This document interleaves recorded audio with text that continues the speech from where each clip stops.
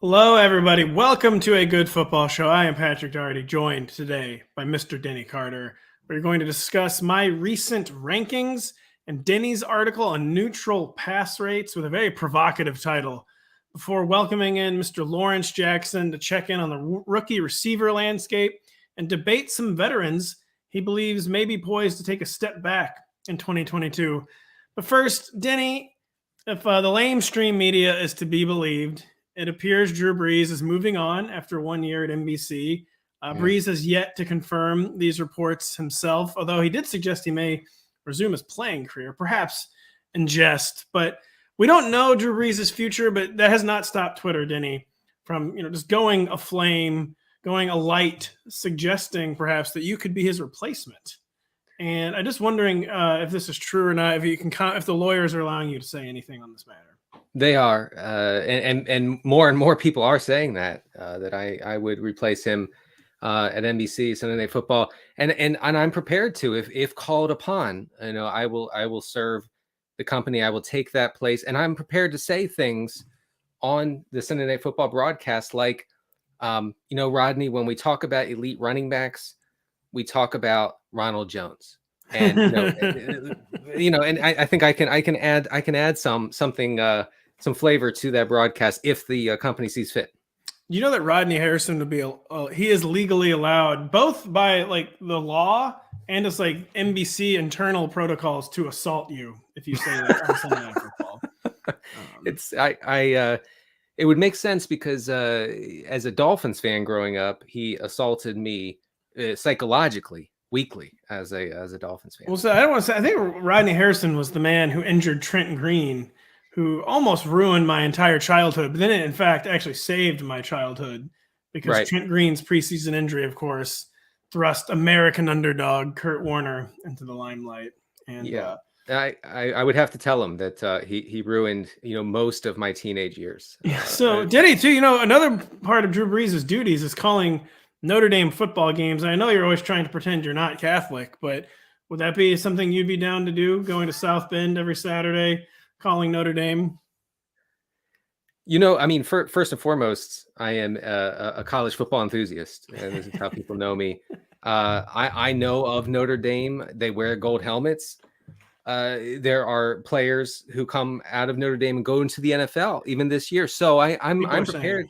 I have deep knowledge of the school. I've seen Rudy, things of this nature. You familiar with Touchdown Jesus? I'm not. You're not? That's a great little Notre Dame tradition. There's a Jesus who scores touchdowns on the campus there. And so real quick on Drew Brees, it doesn't seem like he's actually going to play again.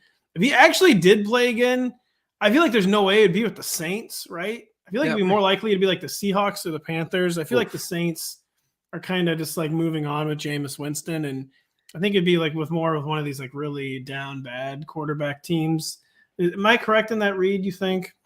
I think you would be, but why on earth would 43-year-old Hall of Fame quarterback Drew Brees subject himself to the debacle that is the Seahawks or the Panthers? My God, I can't think of a worse reason to return from retirement. I do think that the reaction from Saints fans about Brees returning to the team is a little weird, considering his struggles in his final couple years, and the fact that I think Jameis Winston is just flat out a better quarterback option at this point. Is that controversial to say? I don't know. Well, first off, you asked why Drew Brees might even return. I mean, Drew is someone who has normal levels of testosterone. That's probably why. He doesn't even have to have. You don't even have to have elevated, but we both have abnormally low levels of testosterone. So we just don't understand why you would ever do that at that age. We would never play football, even if don't get us wrong, we'd watch it and write about it for a career, but we wouldn't play it. But this is the guy, Drew Brees, announced his retirement, and 2 days later he was seen on social media dragging 300-pound tires across a 100-degree parking lot as a workout. The T levels are very high on that one. I will say I go to a 100-degree parking lot every day to pick up my daughter from school. If we not figured out a way to make blacktop not radiate dangerously unsafe levels of heat. Like it's like 248 degrees. Even if it's like 79 degrees, it's 248 on the blacktop. No, it could be a nice temperate day, but you feel like you might die if you stand on the pavement for more than 11 seconds. Yeah. Yeah, but I think I mean, at this point, Jameis Winston would be a better option than Drew Brees. But I feel like even like the limited arm strength version of Drew Brees from 2020, like you could definitely, it wasn't pleasant to watch most of the time, but you could definitely argue it was probably more effective than even like in his glory, Jameis Winston would be. And like, it was kind of like, you might not like it, but this is like what peak short passing performance looks like. And I just don't know if we're ever going to get there with Jameis Winston. It's funny he's getting yet another like test campaign this year. Like no one can quit Jameis.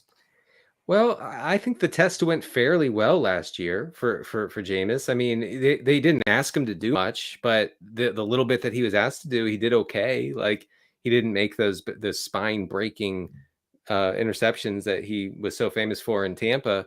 And, he gets huge. That's because they literally didn't allow him to throw. I mean, which I felt like, isn't really like a testament to Jameis Winston. They're basically like, yeah, you cannot throw. And I never got that. Quarterback to throw, Denny. I never got that. I feel like that was a Sean Payton thing. From what Dennis Allen has said and intimated over the past few months, like we're not doing the Taysom thing anymore. He's, Jameis is our guy. We drafted Chris Olave. We're getting Michael Thomas back. We have some guys now, so maybe we can actually move the ball through the air. The Sean Payton approach to Jameis was almost like comically conservative. It was. I mean, they had the absolutely horrific skill core, which we're about to get to in just 1 second. This is how weird Jameis's season was last year, where his first 4 starts was the infamous 38-3 beatdown of the Packers. Then the following week, they lost 26-7 to the Panthers, where Jameis completed 11 passes and had 2 interceptions. Then they beat the Patriots in week 3. So he beats Aaron Rodgers and Bill Belichick. And then in week 4, they lost in overtime to the Giants. One of the very final victories of the Joe Judge era.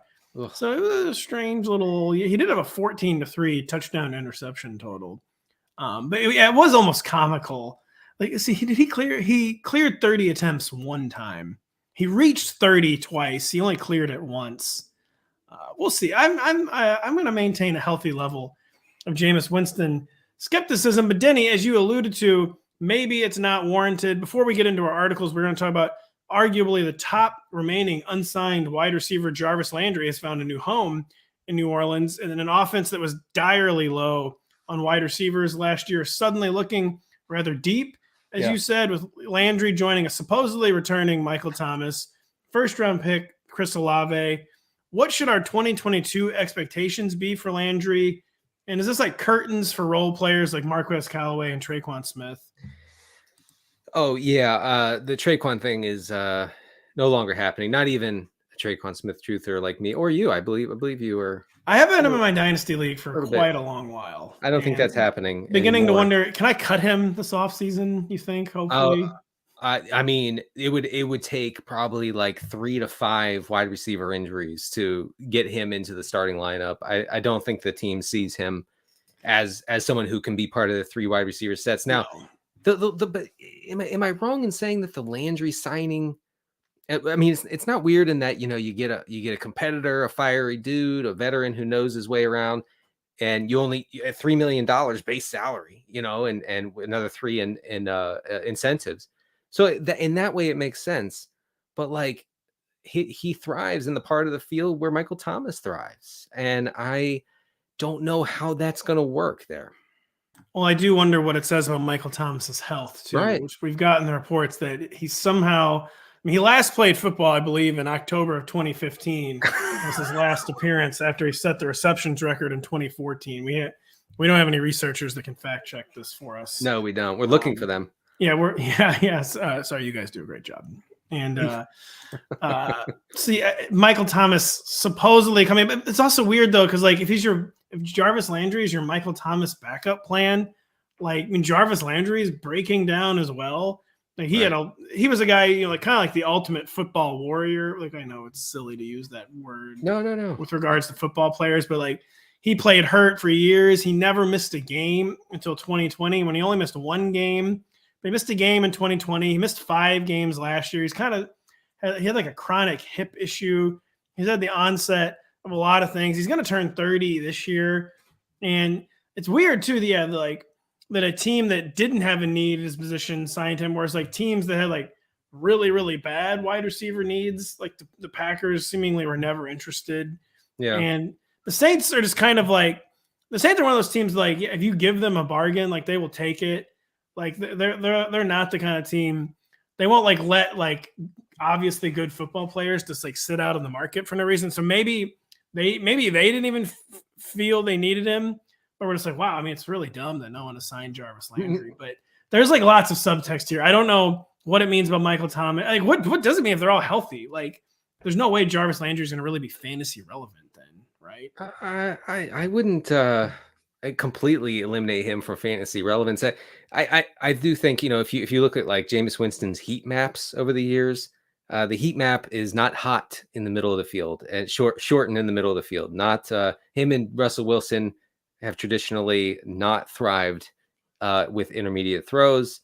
It makes you question some things about the Denver offense, but so I don't really know how much opportunity he's going to get, but he is a guy like for all the times I have not drafted Jarvis Landry and all the times that I've said, he's just a guy, whatever. He's a target commander. Like he just gets targets. They come his way.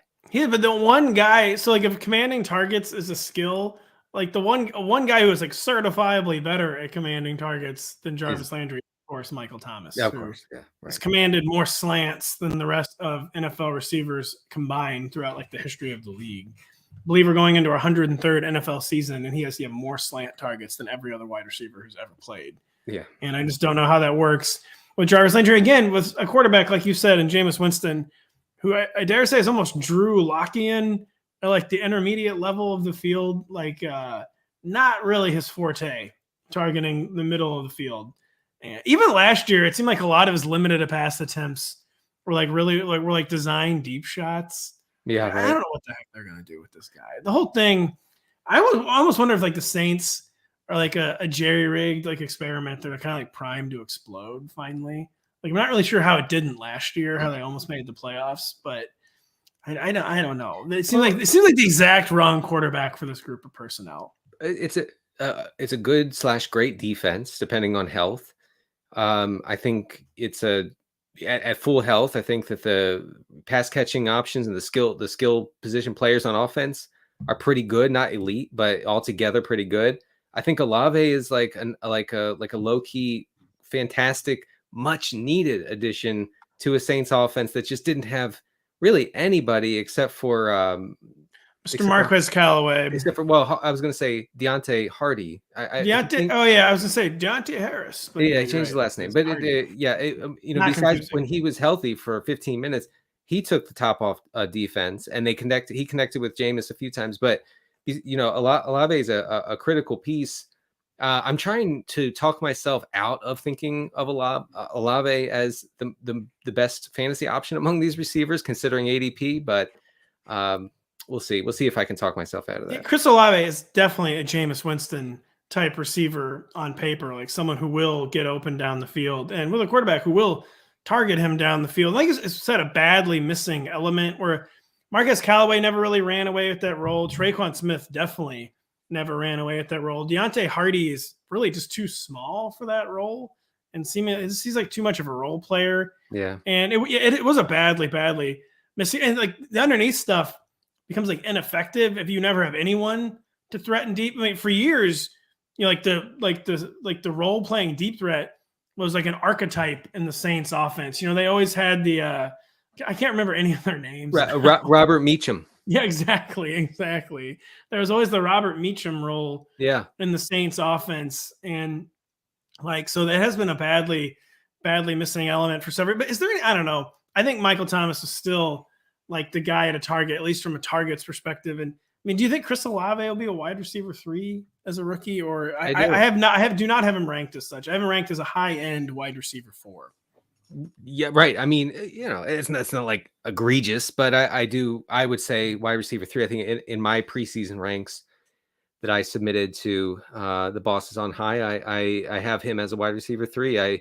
I'm very bullish on his on the way he fits into a Jameis Winston led offense that I think will be permitted, if not encouraged, to let it rip a little more than they were last year, considering last year the Saints basically came into the season with the idea of, if the other team scores 21 points, we're going to lose.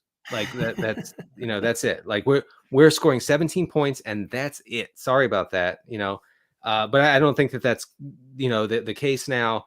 And Jameis Winston was working with no one last year. I mean, all respect to Marquez Callaway, not anybody's idea of a wide receiver 1, not just now, but ever. Can I cut Marquez Callaway in my dynasty league too? You think? I got a lot of cuts to make. Yeah, I have to cut like 9 players. That whole thing from last year for the Saints, that whole thing is over. I have a lot of draft picks, and I was running a few injured reserve scams, so I got a lot of guys to cut. And I didn't really want to cut Callaway, but I think it's so weird. The Saints have all these moving parts. Like again, like finally, as like Sean Payton leaves, like I would feel a little better if it was like Sean Payton organizing this chessboard. I don't know if Sean Payton got proper critique or criticism for the way that he ran the post Brees offense. I mean, we just talked about it ad nauseum, so I'm not going to repeat it. But there were serious questions as to like, what are you doing here? Like you have you have Kamara, like you have Jameis Winston, who's capable of throwing it deep, and he used them. Remember when Brees couldn't throw it more than 20 yards downfield, Winston would come in to throw the deep ball. He had to actually sub in to be like, okay, it's 3rd and 25, I have to throw it deep. Anyway, Peyton knew this, and yet still operated really one of the most conservative offenses in the league.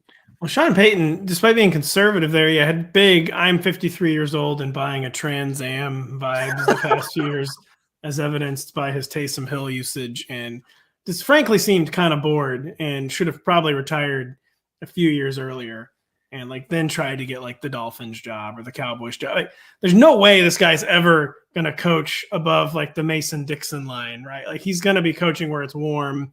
Like he cannot go, like he's only going to be coaching in like a coastal town. So that probably eliminates Dallas. Like he might end up with the Bucks at some point. He might end up with the Dolphins, but there's no way this guy's like coming into like Yankee territory. I think coaching football games. I think that Jerry Jones would actually build an ocean near Dallas if it meant recruiting Sean Payton. So we have to wait on that. It's actually an extremely good point. I wish I had thought of that myself. Denny, with the broad contours of everyone's rosters finally settled following the draft and free agency, I thought it'd be a good idea to get one final rankings update out before draft guide season gets going in earnest. And I thought it'd be an even better idea to have you ask me about a few of my rookie rankings. So lay it on me where you have questions. Yeah. And by the way, Pat has great notes throughout these rankings. It's not just ranks. It's very helpful little tidbits throughout. So check it out on NBCSportsEdge.com. I'll start with the aforementioned Chris Olave at 38. You have him just below Christian Kirk and just above Allen Robinson.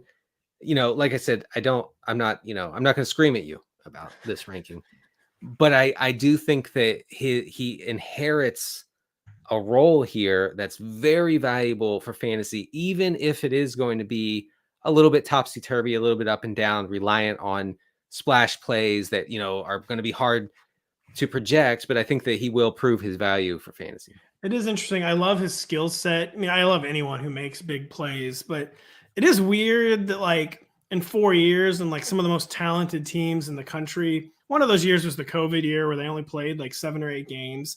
He never had 1,000-yard season. And he's just coming into the league. And like, as we were talking about, an offense that kind of has like an identity crisis in the same, not an identity. Like, it seems like they know the kind of identity they want to be again, but maybe just not sure if they still ultimately have the personnel to get there. And it's also just a little bit of a Jameis Winston hedge where I was like one of the biggest proponents ever of like letting Jameis cook, but I just think maybe the experiment has run its course. And especially without Sean Payton, it's just kind of me hedging the Saints offense and not really going overboard on a rookie receiver who I love, but even like a better offense might have just been a rookie role player. So I could be too low, but yeah, I could not get Chris Olave into the top 36. I get that. And those are good points that make me a little bit, I feel like I should mute my criticism a little bit, but Olave led the nation from 2019 to 2021 in receptions of more than 20 yards downfield. He's also, because he played 4 years at Ohio State, red flag. Right. Well, it is. I do feel like the analytics community, for as much as I enjoy them, are a little quick to write off for your players. He's the all-time leader in touchdowns in Ohio State history, receiving touchdowns. So he's like we sometimes can't, like, we sometimes dismiss production, and then you miss out on guys like this. Maybe not dominant long-term like franchise altering players. But he doesn't, it doesn't have to be. He doesn't have to be to prove his. Wow, my dog's just barking. I will say I let myself get seduced by Devontae Smith's production last spring, and kind of wishing there'd be some of that production at the NFL level, Denny. Well, he's in the worst possible offense. He is. It's bad. Yeah, it's a shame. And but all I said though last year about Devontae Smith is, does someone get an alpha receiver opposite this guy, and then the stats are just going to take right off?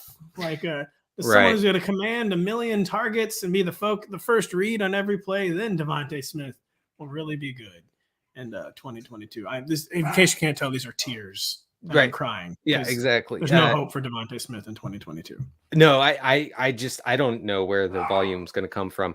I'm sorry for my dog. It's all right. The folks are used to it, Denny. I mean, the lawyers too. We tried to negotiate this a long time ago, but it's just, everyone knows it's part of the deal now. The dog. So who's another rookie fantasy rank you want to talk about, Denny? Yeah, Christian Watson. I'm sorry. Where do you have him? Where do I have him ranked? Who is 44. Christian Watson? You have him at 44. Again, like, I think that's okay. But I also think, Aaron Rodgers has his guys that he likes to throw to. And if you don't ingratiate yourself in the Aaron Rodgers club quickly, things could go very sideways very quickly for you. We've seen that with many receivers over the years. So you feel like maybe Watson just by Devontae Adams, I guess, absence is going to fall into some volume, it seems like. Well, this one's weird. This one's a really weird one, because something I try to really remain cognizant of every spring is that just because a rookie receiver lands in an offense desperately needs targets, they have nowhere to throw the ball. They got to target this third rounder, and Christian Watson's a second rounder, but it just doesn't work that way. There's just so many years where this guy's going to get 120 targets, even though I don't care that he's the number 90 pick. They have nowhere else to throw the ball. And then they just sign 4 Olamide Zacchaeuses and just target them instead, because they're more proficient, the NFL basics. And so Christian Watson, though, of course, there was some element. So I have him ranked, it's a low end wide receiver 4, basically. There was some element of they have quite almost literally nowhere to target. And his ranking, honestly, is not as much about Devontae Adams, is more about a hope that he's kind of a plug and play for Marquez Valdes-Scantling, because that's definitely what his early career game is going to be. I feel like lots of go routes, lots of vertical routes, not going to be doing a lot of intricate stuff over the middle of the field or in the short. Maybe they'll throw him some wide receiver screens, some quick outs in the short, but kind of just they have just so many things they need to figure out. And I feel like one of the easier dots to connect with just Christian Watson is going to be Marquez Valdes-Scantling. He is a high draft pick. He was a high second round pick. And Aaron Rodgers has to throw the ball somewhere. He's one of the best deep ball throwers in NFL history. I will place a little bit of a bet on Christian Watson, even though there are lots of reasons to be skeptical. Yeah, and that checks out. I will say, as a Watson skeptic, I do acknowledge these things. And it is funny, the one time that thinking worked out, that, they drafted this guy and they have nowhere else to throw, Benjamin as a rookie. That's it. Wow, that's a good point. Yeah, it didn't even work out with like players who are now good. Like Michael Gallup was one of those guys. No, like the Cowboys have to target Mike, and they just like never did. So this might be a good time to share with you and the listeners a theory I've been cooking up after reading, many Green Bay beat reporters and looking at their roster moves and things. My theory on the Packers this year is that, they know they can't be that super hyper efficient offense that they were with Devontae Adams playing catch with Aaron Rodgers, basically. So they have stocked up on defenders.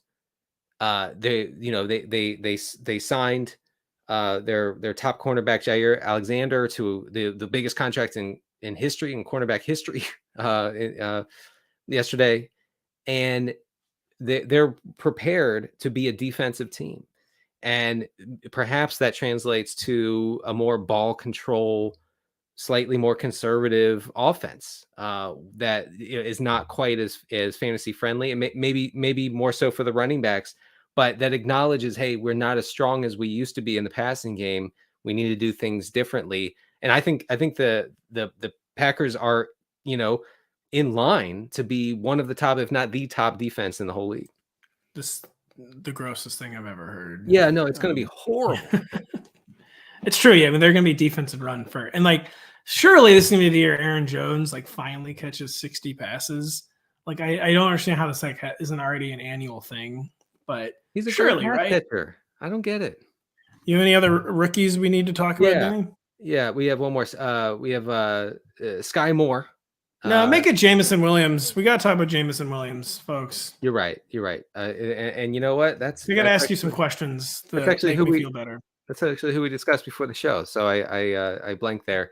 You have Sky Moore just one spot below Jameson Williams. You have him Williams at 54, just below Jahan Dotson. Wow, you went rookie there. Right around Kenny Golladay and Tyler Boyd, Will Fuller. Anyway, you call Jameson Williams a special player on film who could roar past 2022 expectations if healthy. I get first of all, appreciate the roar. That's good stuff. Thank you. But are we expecting him to not be ready health-wise for the beginning of the season? Is that part of your ranking on him? So first off, on Sky Moore, the rank wide receiver 55, that really was just like I don't know what to do yet ranking, where I feel like the Chiefs' top four of MVS, Juju Smith-Schuster, Sky Moore, and Mecole Hardman is just like impossibly jumbled. And I kind of want to wait for like some summer data points, like even see like what happens in minicamp. So Sky Moore, that was just kind of like a throwing up my hands and not knowing what to do. Ranking. I get that. Jameson Williams, wide receiver 54, like that's like a health hedge. Although they're saying he's going to be healthy for the beginning of training camp, so I'm hoping he's a guy who is like much higher in my rankings by like mid-August. But it's also, Jared Goff is not a good downfield passer. Spoiler alert.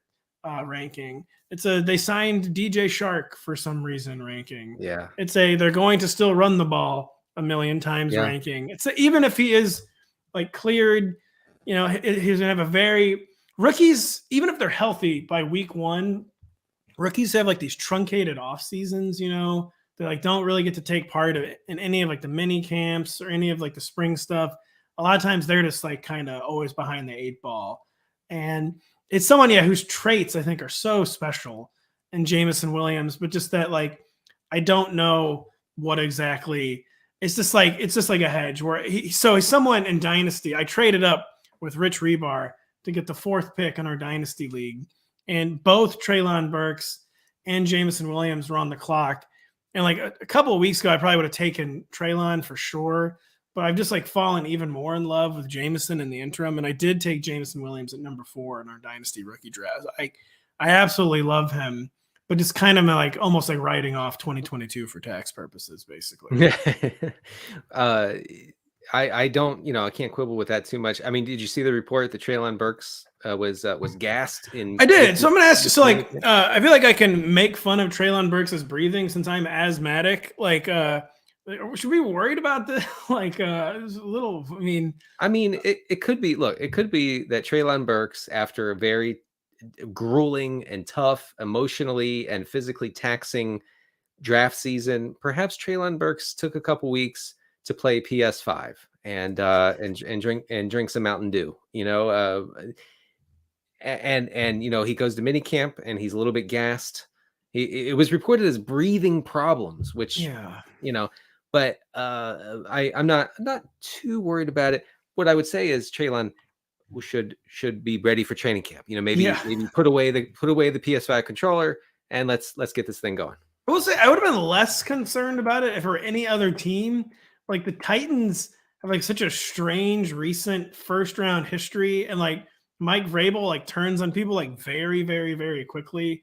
Where I was worried, like even like Treylon Burks is far from the first rookie, even the first rounder to show up at rookie minicamp and be like, oh crap, like wow, this was a lot harder than I thought.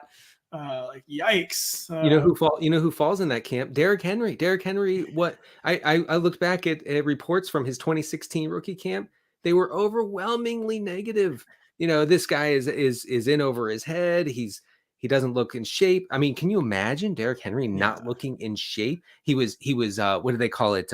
He was stumbling and bumbling, this and that, dropping passes. So let's just keep that in mind. But back to Jameson Williams. Now, Jared Goff is not a good downfield, is not an aggressive downfield thrower in that he doesn't try it very often, but he's actually kind of middle of the road when he does try it. So hopefully a guy like Jameson Williams can inspire some confidence in those long balls for Goff. Yeah, Jared Goff isn't bad down the field when it's like designed shots, but like Sean McVay like got tired of like having to design downfield shots for Jared Goff. Yeah, it was weird though, like you said.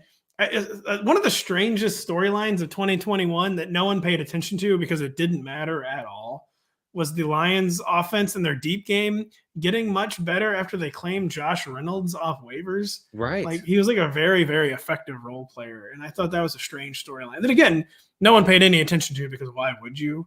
But I did think that was an interesting second half of the season development last year. I think many of us remember the trauma of not having Josh Reynolds in the captain spot for Thanksgiving Day. I was going to say, he had himself a feast on Thanksgiving.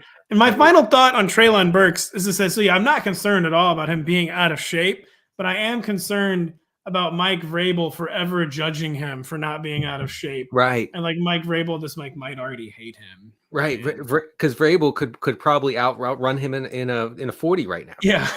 Hey, come on, man. Denny, I'm going to change things up. We're still going to talk about your article, but we're going to do so after this break, and we're going to do so with Mr. Lawrence Jackson joining us. So we will be right back.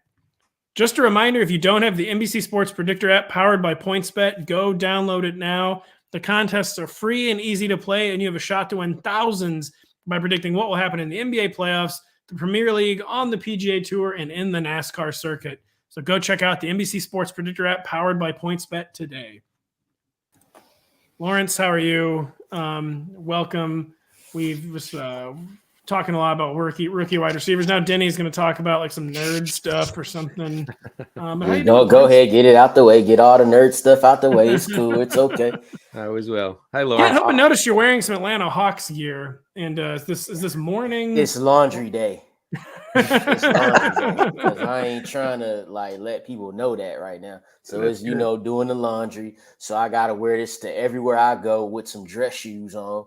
So Atlanta Hawks hat, a Dominique Wilkins jersey with some dress shoes at the gym. So, we just trying to make it over here, man. Yeah. I just don't understand how this time last year I was watching like Trae Young like in the conference finals, and then how this year they just kind of bombed out. Yeah. No Clint Capella. That was the problem. Yeah, hey, if they had him, they would be still playing right now. That's what I'm saying. And I could say that because there's no proof of that. So I could say that. Well, do you guys agree, by the way, with Patrick Beverley's assertion that like Denny and I could guard CP3 at this point? Or like maybe blow by CP3 for an easy Lawrence, could Denny blow by CP3 for an easy I mean, based on what I saw y'all do at the Super Bowl Combine, I'm gonna say yeah.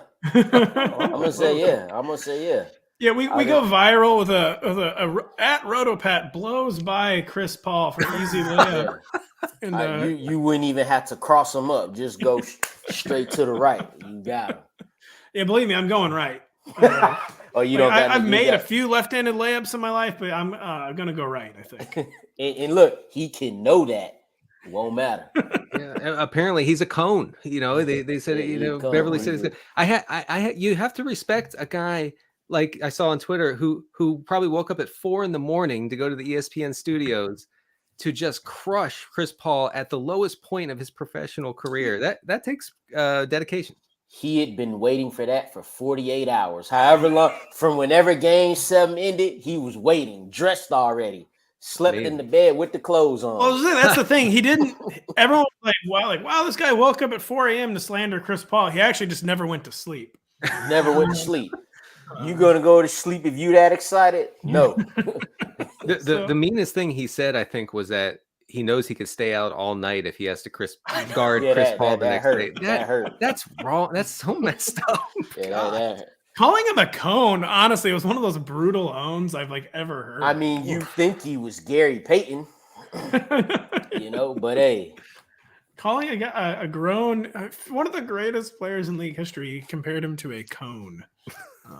So very interesting. A heat check from Patrick Beverley, who has surely already been signed to an ESPN contract. So Lawrence, in a few minutes, we're going to get to some rookie receivers you like. We already did some rookie receiver talk, not some of the guys you're going to talk about, I don't think, and some vets that you are fading. But we're going to get to Denny's article first, and you can chime in, Lawrence. Mm-hmm. But Denny was never not writing. Has an article up called "To Establish or Not to Establish." And Denny, by the way, do we even need that second "to" in there? Should it be "to establish" or it should be "or not to establish"? Now, I was going to try to own you on grammar. Yeah, you're overthinking it. Yeah, I am overthinking it there. You got to put the number 2. About how teams might approach their offense in 2022. And we're going to talk about the Bengals, Ravens, and Dolphins. Denny, I think it would be prudent to start with the Dolphins. Just what kind of offensive approach are you expecting under new coach and Kyle Shanahan acolyte Mike McDaniel? Yeah, so McDaniel has obviously been coy about exactly how he's going to approach the Dolphins offense, and that's to be expected. Guy's not going to come in and say this is exactly what we're going to do, but he did tell Rich Eisen back in February, shortly after he got the Miami job, he said, quote, "It will definitely look similar to what I was part of back in San Francisco, but there will be different twists." The second part, I think you can kind of cut that off and say, okay, Mike McDaniel, who's widely considered one of the, if not the best run game coordinator in the NFL before he got this job, is looking to establish the run, is looking to run to have the run as the primary force in this offense. So if we want to know a little bit about how the Dolphins offense might operate this season, you look back at 2021 and how Kyle Shanahan ran his offense for the Niners. Now, I think that the Niners offense last year can show us a lot because they were ahead so much and so frequently last year, whereas in 2020 they were chasing points constantly because they were ravaged by injuries and just missing a bunch of guys. But 2021 was a little more revealing. So last year, Shanahan passed the ball on a meager 45% of the Niners plays when they led by at least 1 point. That's a drop from 48% in 2020. He had the NFL's third lowest early down pass rate. They had the league's lowest pass rate over expected on 3rd and short. And I would expect McDaniel to want to run a similar kind of offense for Miami. Now, I don't know if this means that Tyreek Hill and Jaylen Waddle get a knock for fantasy purposes, because I think that they will absorb so much of the target share in that Dolphins offense that it might not matter that they run it so much. So yeah, basically they're going to run the football. And Lawrence, I have a few questions for you. First, do we see any Deebo Samuel energy from Jaylen Waddle, or is that a pipe dream? No. Nah, it ain't already an instant no. Nah, it ain't gonna be that. But what Denny was alluding to, how they're gonna try to establish the run, that you see him just last week sign Sony Michel. They already got Raheem Mostert. They got Chase Edmonds. They probably gonna end up cutting Myles Gaskins, but whatever. So they stop piling on these running backs. Chase Edmonds obviously he gonna be the lead guy. Well, you would think so by the money that he getting paid, but you could probably almost assume that they're gonna go with the hot hand approach in the running game, right? Which will open up the pass. And then what they'll do with Tyreek and Jaylen Waddle, they're gonna use. I expect them to use the short passing game as the run game, because obviously at the end of the day, them they two best playmakers, and you want to get the ball in their hands. A lot of people talked last year about Jaylen Waddle's low average yards per catch, but that's going to be his game going forward. You want to get him the ball quick because there's a chance he or Tyreek Hill could take it a distance on any play. Then when they lull them to sleep, they run. So they got defense thinking run. Oh, run. And Tua got the noodle arm. Then pop. That's when Tua hit him over the top, baby. Tyreek Hill 70-yard touchdown. It's funny, Lawrence, like Tua does have like the weak arm, but like it is like in college, like he was like the master of like the 65-yard play action touchdown. So like that definitely could be a part of his game that comes back. And you said so many different things that I wanted to comment on, where you kind of made me think of an interesting point. I think Jaylen Waddle can be Deebo Samuel, but it's 2020 Deebo Samuel, not 2021 Deebo. 2020 Deebo Samuel had like an historically low ADOT. Like he was used like almost like exclusively at the line of scrimmage. They not use him as a running back, but they used him as like the ultimate like short passing weapon when he was healthy. It's like that could be some of and Tyreek Hill's game was like already changing. His ADOT came way down last year. He was used much more as like a short to intermediate weapon by the Chiefs. That's a good point. 2020 Deebo Samuel, where it was more jet sweeps. You get the orbit, running around and just a lot of eye candy pre-snap. And then when you got two guys like that, Mike McDaniel going to look to use that to his advantage. So, Denny, before we get on to your second team, I mean, which Dolphins running back, like, is there any chance you're paying up for Chase Edmonds? He feels like a classic, like, zero RB, like, do not draft at any costs, I feel like. Or is that not correct? Or can you possibly talk yourself into Raheem Mostert as a zero RB guy? So, I guess you can. So I guess my answer would be neither. As NFL analyst Greg Cosell said recently, he expects the newly signed Sony Michel to lead the Miami backfield in carries, while Chase Edmonds takes on the pass catching role. Now, where this lands Mostert, who obviously comes from the Niners, is exceedingly familiar with the Shanahan system that will be installed in Miami. Where it leaves him, I don't know, but McDaniel talked about Michel today, not in explicitly glowing terms or anything, but he acknowledged his existence and said yes. He said his interests matched ours. I don't really know what that means, but we'll go with that as a positive. I would say Michel has a better chance of leading the team in rushing attempts. Pass catching, probably not at all. I'll ask both of you as we close this out. I agree with that too, by the way. Definitely going to lead them in carries. Yeah. Chase Edmonds averaged 13 touches as a Cardinal last year. Will he be over or under that, Lawrence, as the Dolphin? Over or under? I would say slightly over. Denny, what do you think? I mean, based on what I just said, I have to go under.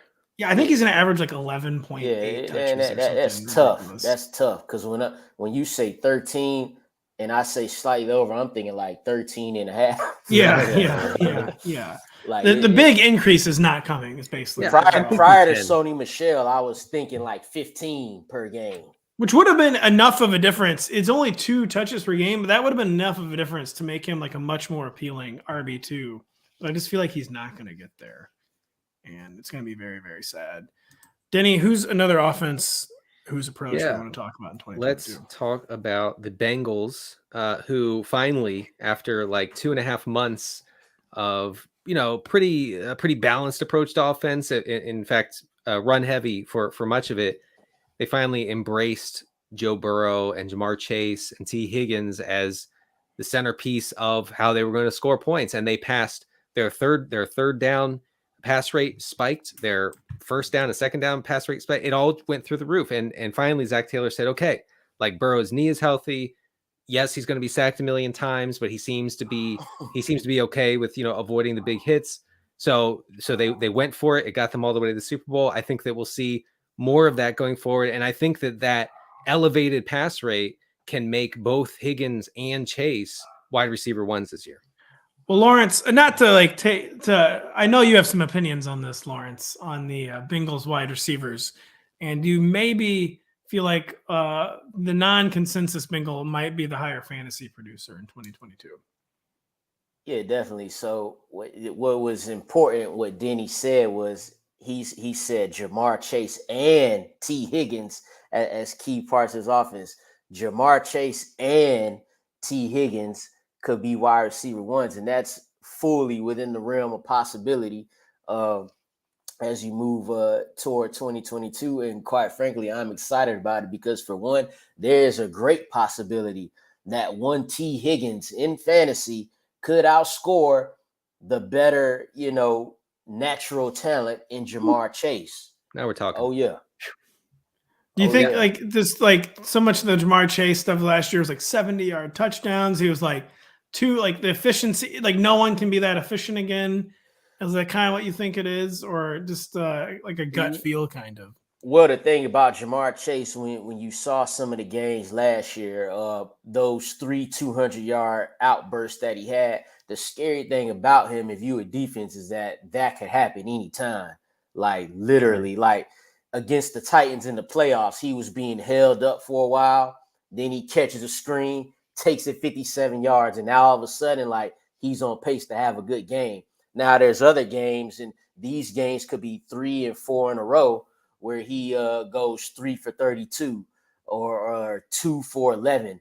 But then he might get that touchdown at the end just to get him over the double-digit fantasy. So when you couple that with those 200-yard games in what seemed like once a month, that's elite wide receiver production. Whereas to T. Higgins, he ain't gonna be the main guy you looking for, which is crazy to say after you watched them in the playoffs this year, multiple 100-yard games.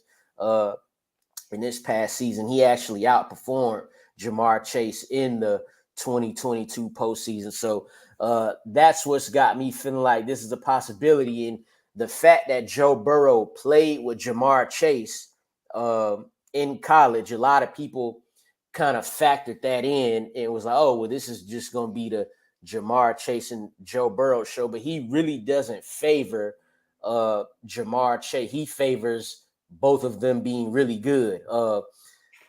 For much of the season, I believe the first 15 to 16 weeks, T. Higgins averaged more targets per game than Joe Burrow.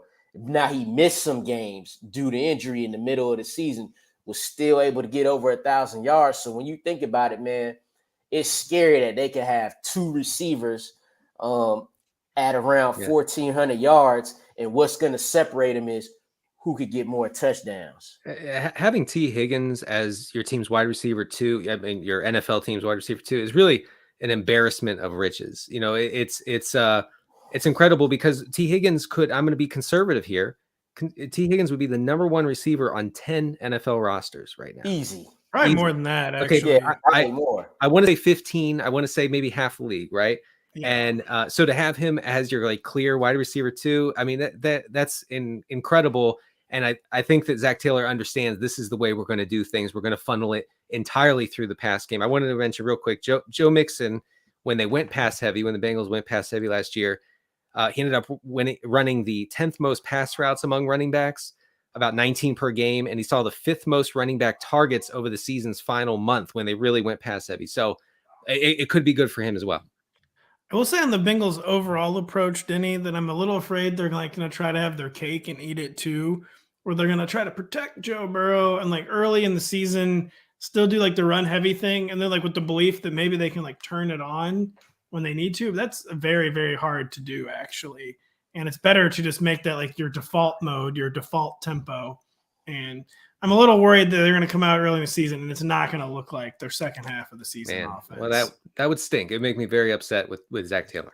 I won't watch football. Yeah, I won't. I mean, there's no point. There's really no point in living. I mean, if they're going to do that. So, Denny, what's the one final team whose approach you want to talk about in 2022? Yeah, the Ravens. Just real quick, I it's my longest section in the article, and I'm going to try to distill it here. Basically, shipping Marquise Brown to Arizona, drafting a bunch of offensive linemen and tight ends, talking about returning to their identity, their roots from 2019 and 2020 when they were just destroying the league. I called it their EPA glory days, when they were just destroying the league with the run. I think we're coming back to that. I think the Ravens are very much focused on bringing that back. I think that's great for Lamar Jackson's fantasy prospects. I think it's not so great for Mark Andrews prospects, and we can get into that in a second. But we should not expect their balanced offense from last year to continue into 2022. Denny, I'll tell you where it's not the EPA glory days is 2022 America. Am I right, folks? Yeah. Am I right? Right. Lawrence, do you have any? You are Mr. Ravens. Do you agree with Denny's take on the Ravens offense? Yeah, definitely. They definitely made an effort to shore up that offensive line early in the middle and in the middle rounds of the draft. Drafted multiple tight ends. I feel like also getting rid of Marquise Brown. This is the thing. They was never going to pay him anyway. You got Rashad Bateman coming up, who's going to actually be way better.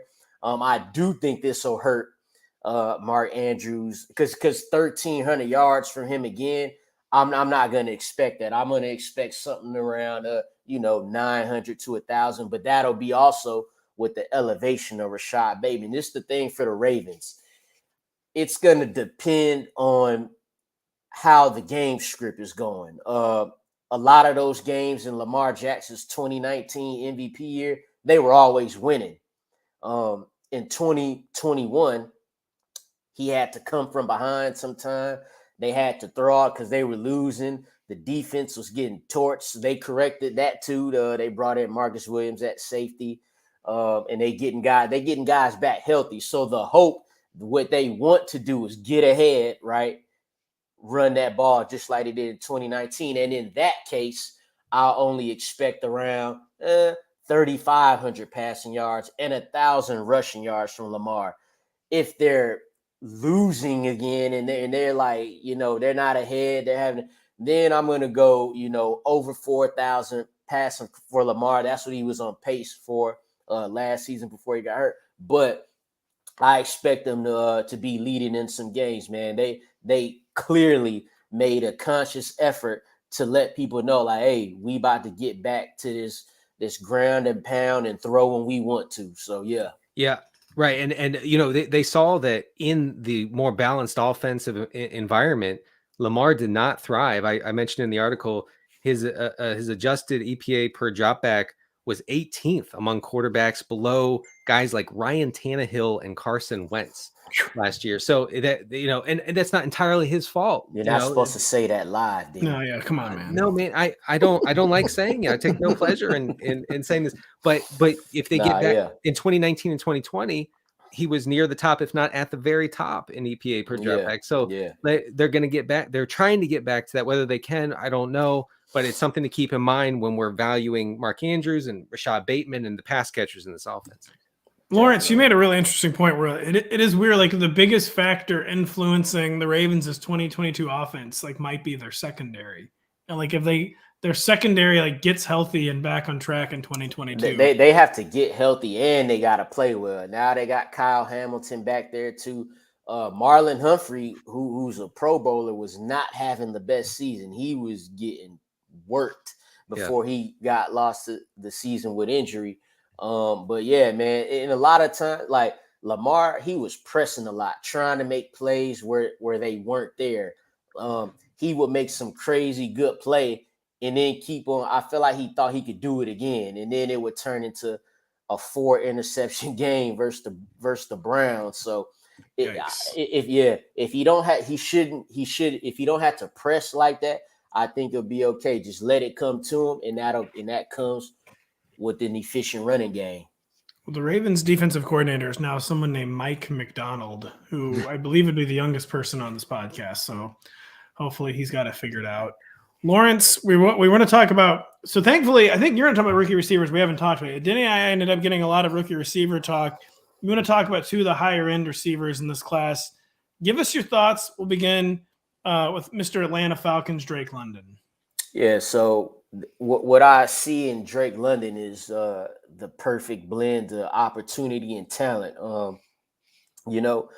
I felt like Jameson Williams would have been the first receiver drafted if not for the injury, but it ended up being Drake London, and he was still drafted as the first receiver off the board, and he goes to a team that would have had to call us to play wide receiver if they didn't get him. You know what I'm saying? They actually did. We declined. They just traded for Brian Edwards. So they hurting for receivers. So Drake London's going to get there, and his only competition for targets should be Kyle Pitts. And I think they will help each other free up. They'll free up each other, especially near the red zone where, Kyle Pitts kind of had that Julio Jones syndrome. One touchdown on the year is 3 people covering Kyle Pitts. Well, now you got another receiver out there that could go up, high point the ball. That'll get you valuable fantasy points if he's a target in the red zone.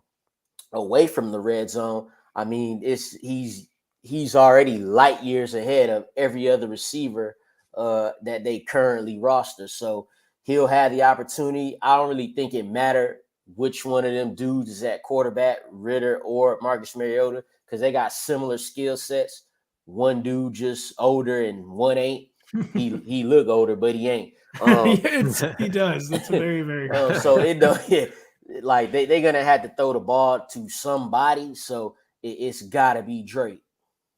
It is interesting too. Like Kyle Pitts is going to be such a boon to have around for Drake London, because like a guy who can he does very well in contested catch situations and like one-on-one situation. Like the amount of defensive attention that Kyle Pitts already commands will kind of ensure that like this team that is so low in receivers still Drake London you won't be able to just like roll everyone Drake London's way and totally neutralize him, because if you do that, you'll just get absolutely killed by Kyle Pitts. So he is, even though there's no receivers, Drake London should be extremely thankful that Kyle Pitts is there, because that's going to be a huge help. We're hoping for more than one red zone target for Kyle Pitts this year. And I think that honestly that might be a Matt Ryan thing. Can we get 2?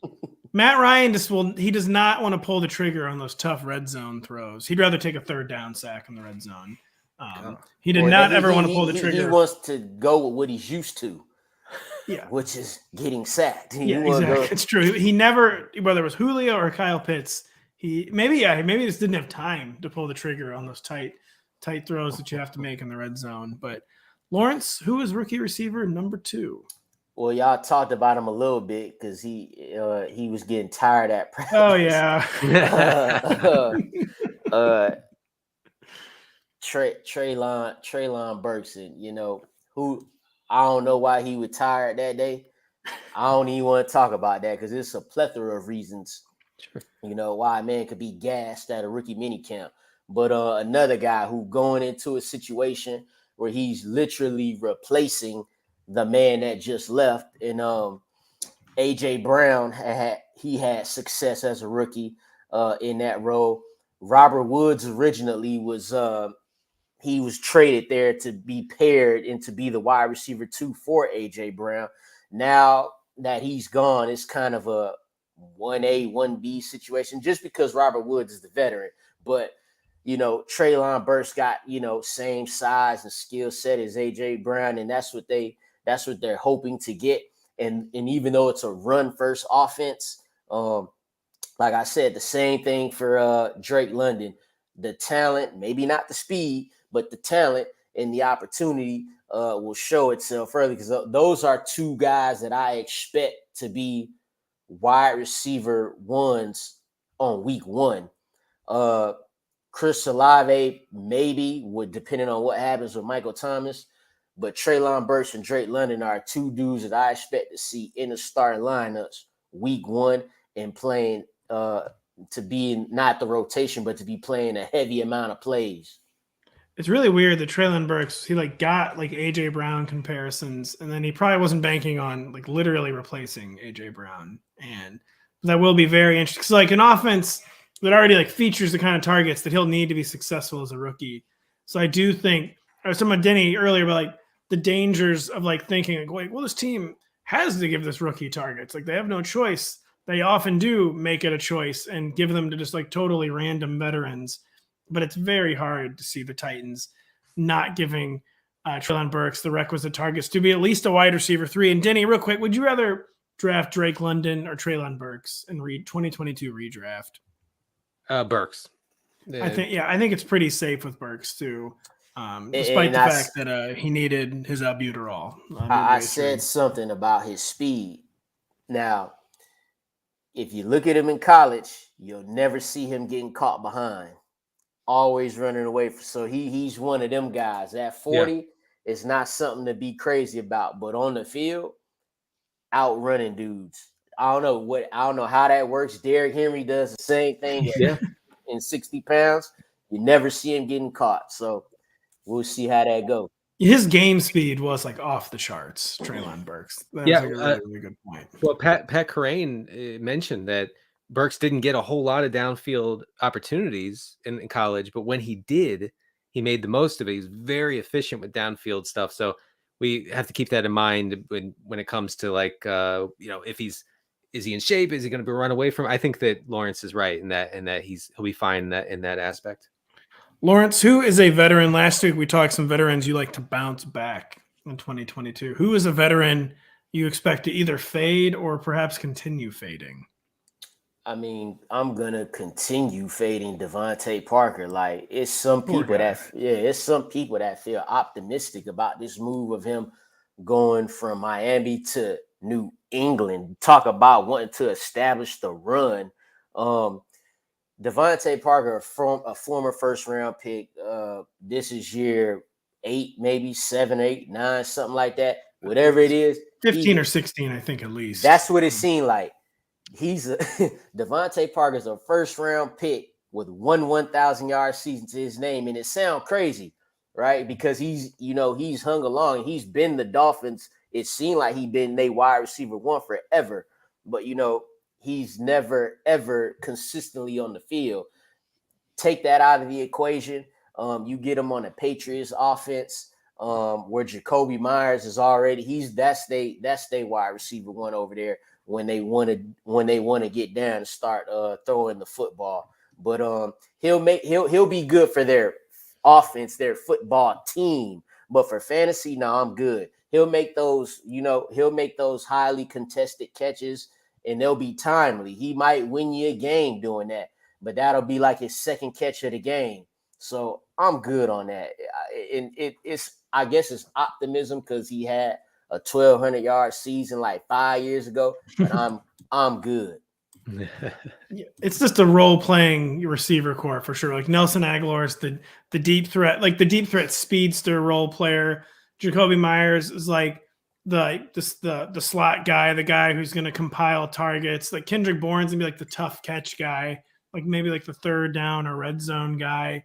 And like Devontae Parker's gonna be like the guy who gets occasional sideline targets. There is this essentially zero reason for optimism with Devontae. Right, Denny? Right? Am I right, folks? They're gonna run it like they did in Buffalo last year every single week. 3 attempts is too many. That's what he's already telling Mac Jones. I mean, if they're going to be down 17-0 in the first quarter, and they're going to run it. Like it's just going to be like one of those offenses. 3 attempts is too many. Lawrence, one more veteran who we are afraid is going to fade in 2022. Yeah, I'm good on Chase Claypool. Oh no, I'm good on him. I'm good on that. Not the best receiver on his team for one. That's Deontay Johnson. He is the target monster on that team. You draft George Pickens. He'll be that. He'll be in the 3 wide receiver sets. Claypool had a lot of games where he got ghost last year. He ended on 860 yards and 2 touchdowns on the season. He had a game in his rookie year, which he had 4 touchdowns in 1 game. That's right, folks. I'm good on that. Then, right, your quarterback week 1 is probably Mitchell Trubisky. And the only reason he will be starting is because he sat on the bench for 1 year and people forgot what he played like. That's why he's going to be the starter in week 1. And then if he's not, you got a rookie. A rookie that went 20th overall when the Steelers found out afterwards, damn, we could have got him in the 3rd round. But they took him 20, which is still late for a quarterback in any draft. So when you factor in all that, the only receiver I'm looking at from that team right now is Deontay Johnson. The one day we're going to find out that the Steelers could have signed Kenny Pickett as an undrafted free agent. Hey, that day might come. Lawrence, you left out the most compelling point is that Mike Tomlin simply does not like Chase Claypool at all. He doesn't. God.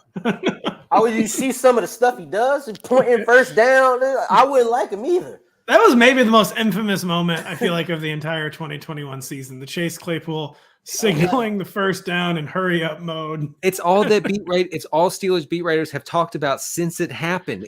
There have been unbelievable amounts of ink spilled on this thing. It's the most traumatic thing Steelers fans have ever been through. Well, in fairness to the media and the fans, it seemed to also stick with Mike Tomlin, and he was not a fan. Yeah, look, don't be fooled. Within them first 4 weeks, Kenny Pickett or Mitchell Trubisky or Mason Rudolph, one of them, is going to have a game in which he throws for 266 yards. Chase Claypool is going to catch 200 of those yards and score 2 touchdowns and be the top, maybe not waiver wire. I don't know. People going to go crazy. Then he'll have 200 yards the next 8 games.